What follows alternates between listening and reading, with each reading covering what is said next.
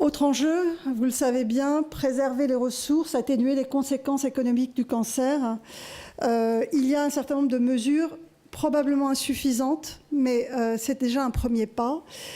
Nous souhaitions absolument permettre aux femmes qui souhaitent une reconstruction mammaire de pouvoir y accéder sans reste à charge. Donc il y a une obligation dans le plan Cancer 3 pour les agences régionales de santé d'identifier une filière de chirurgie, de reconstruction mammaire, sans dépassement d'honoraires, sans reste à charge, dans toutes les régions, de façon à ce qu'il n'y ait pas, comme on le sait actuellement, près de 30% des femmes qui renoncent à cette reconstruction du fait du reste à charge.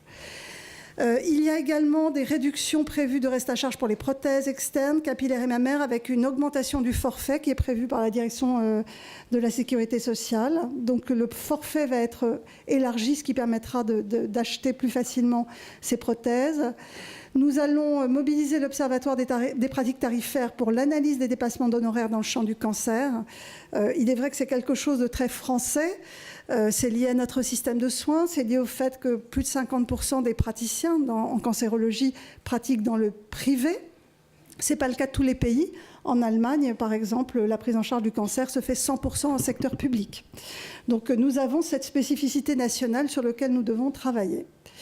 Nous sommes heureux de pouvoir dire que les règles d'attribution des indemnités journalières se sont assouplies.